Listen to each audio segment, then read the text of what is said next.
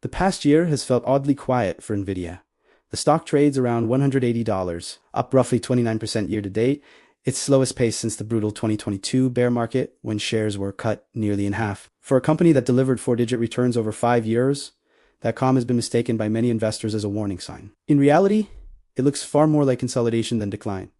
This is where market psychology often breaks down. When a stock stops sprinting, impatience creeps in. Headlines shift from celebration to skepticism, and narratives about bubbles and saturation start to resurface. Yet underneath the surface, NVIDIA's fundamentals have continued to accelerate. Revenue just reached $57 billion in a single quarter, a record increase of $10 billion quarter over quarter, driven overwhelmingly by data center demand. That disconnect matters. While the share price digests past gains, the business is scaling into something much larger. Data centers now account for more than 90% of total revenue, and NVIDIA sits at the center of a multi-trillion-dollar AI infrastructure build that is only beginning. Margins remain north of 70%. Guidance points higher, and demand still outstrips supply. So this quiet year may not be a pause in the story, but a reset of expectations. At the hardware level, yes, GPUs remain the headline, but those chips are only one piece of a tightly integrated system that includes high-speed networking, specialized interconnects, and a software ecosystem built around CUDA and proprietary AI frameworks. This stack doesn't just power AI models. It defines how modern data centers are designed, optimized, and scaled. Once customers commit, switching costs rise dramatically. This is why the argument that AI is already priced in often misses the mark. Markets tend to price in products, not platforms. They discount unit sales and margins, but they struggle to model ecosystems that expand over time. NVIDIA's revenue growth is not just about selling more chips. It's about capturing a growing share of a global infrastructure build that could reach $3 to $4 trillion annually by the end of the decade. When investors look at forward multiples in isolation, they ignore how much of this transition is still ahead. NVIDIA isn't harvesting the end of a cycle, it's laying the foundation for one. And that mispricing of scope, not hype, is where long-term opportunity often hides. To understand why NVIDIA's growth engine looks so different from traditional chipmaker, you have to zoom out from unit sales and look at how money actually flows through its ecosystem. Data centers are now the core of NVIDIA's business, accounting for more than 90% of total revenue, and they operate less like a product market and more like an integrated infrastructure platform. At the center are NVIDIA IaaS GPUs, purpose-built for parallel processing and AI workloads. But the real leverage comes from what surrounds them. High-speed networking, proprietary interconnects, and tightly optimized systems allow NVIDIA hardware to function as a single, unified engine rather than a collection of parts. On top of that sits the software layer, led by CUDA, which developers build around and rarely abandon once embedded into workflows. This creates a powerful feedback loop. As more developers and enterprises standardize on NVIDIA's stack, demand for its hardware increases. As hardware adoption grows, the software ecosystem becomes even more valuable, reinforcing customer lock-in and justifying premium pricing. This is why NVIDIA can sustain gross margins in the low to mid 70% range, even while scaling at historic speed.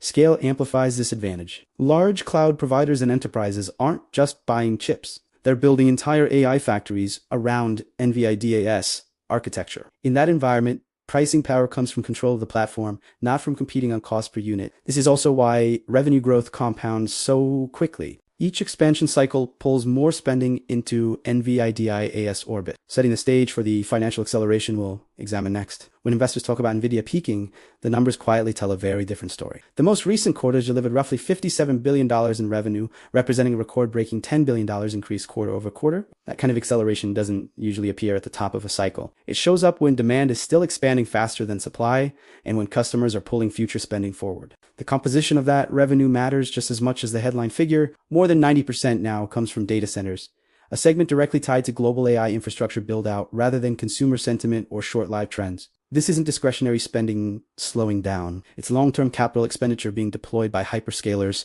enterprises, sovereigns, and governments racing to secure compute capacity. Margins have become a focal point for skeptics. Gross margin dipped modestly from around 75% to roughly 73%, sparking concerns that profitability may have peaked. But that short-term noise ignores the bigger signal. NVIDIA guided next quarter revenue towards $65 billion.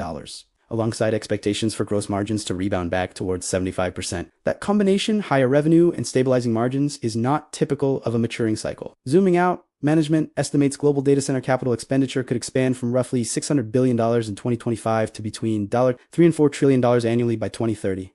If that trajectory holds, even partially, today's revenue base looks more like an early checkpoint than a finish line. This is why focusing on single quarter margin fluctuations can be misleading.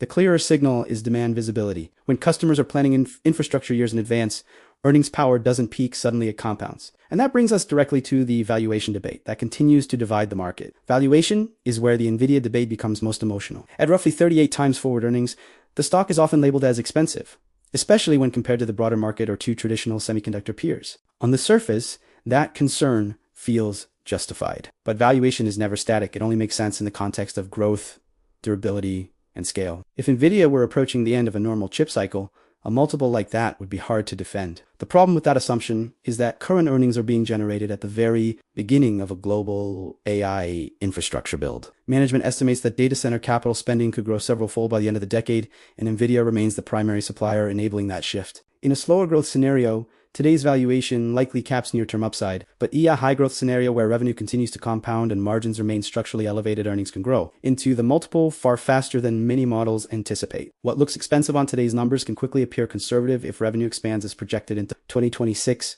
and beyond. This is the core tension investors are wrestling with. Bears focus on what NVIDIA has already achieved. Bulls focus on what the next leg of the cycle could unlock. The stock doesn't need perfection to work. It needs sustained demand and execution. And that's where upcoming catalysts matter most, because they determine whether those growth assumptions stay theoretical or turn into reported results. The question heading into 2026 isn't whether NVIDIA is executing well today, but what meaningfully changes over the next 18 months. The first catalyst is product cadence. Blackwell is only the beginning, with the Rubin platform expected to launch in the second half of 2026 as the successor generation. Trial production is already underway, and if NVIDIA's historical timelines hold, that transition could arrive earlier than many models assume, resetting performance benchmarks. Again, regulation is the second lever. In December, US policy shifted to allow NVIDIA to resume sales of its H2O chips to China and select other markets. These are not the latest Blackwell parts, but they are significantly more powerful and higher priced than the previously restricted H20 chips. With H2O pricing roughly double earlier export-compliant products, even partial re-entry into China meaningfully expands revenue potential. Demand dynamics add a third catalyst. Global appetite for compute continues to exceed supply by a wide margin, especially as sovereigns, enterprises, and cloud providers race to secure capacity. Even as China pushes domestic alternatives, NVIDIA's performance advantage remains difficult to replicate, reinforcing near-term reliance on its platform. Put together, 2026 isn't just another year of growth. It's a convergence point where new platforms, reopened markets, and structural shortages collide. Whether NVIDIA converts that into outsized earnings acceleration is the question investors will be watching next as volatility increases across technology markets. Even the strongest narratives break down if risks are ignored, and NVIDIA is no exception. The most visible uncertainty remains policy. Export controls and shifting US-China relations can change quickly, and future restrictions could again limit access to one of the world's largest AI markets. While recent decisions have been favorable, regulatory risk is not a one-time event. Competition is another factor. Rivals continue to invest heavily in AI accelerators, and while none currently match NVIDIA's full-stack dominance, pricing pressure could emerge as alternatives improve. Over time, large customers may also attempt to diversify suppliers to reduce dependence on a single platform. Customer concentration adds a more structural risk. A significant portion of NVIDIA's revenue is tied to a relatively small number of hyperscalers and large buyers. Any slowdown in their capital spending plans, even temporarily, can ripple through quarterly results and amplify volatility. Finally, expectations themselves are a risk. When a company becomes synonymous with even strong execution can disappoint if growth merely meets, rather than exceeds, aggressive forecasts. Understanding these pressures helps separate short-term noise from long-term fundamentals and sets up the final question investors must ask before committing capital. NVIDIA heading into 2026 is not a stock for everyone, and that distinction matters. This is not a low volatility income-driven name, nor is it a quick momentum trade designed to move on weekly headlines. NVDA is best suited for investors who understand that building global AI infrastructure is a multi-year process, and that markets rarely price that journey in a straight line. The ideal NVIDIA investor is comfortable with drawdowns, valuation debates, and periods where the stock moves sideways while fundamentals continue to compound underneath. Patience is the edge here. If global AI spending scales anywhere close to current projections, NVIDIA's earnings power in 2026 and beyond could look materially different from today, making short-term price fluctuations largely irrelevant in hindsight. At the same time, NVIDIA may not fit investors seeking certainty. Policy shifts, competition, and concentrated demand mean volatility will remain part of the story. Owning NVDA requires conviction in the platform, not blind faith in the hype cycle. For Stockwatch daily viewers, the takeaway is simple. NVIDIA is less about timing the perfect entry and more about understanding the role it plays in the digital economy. When expectations are aligned with reality, NVIDIA becomes what it has always been, an infrastructure compounder disguised as a tech stock.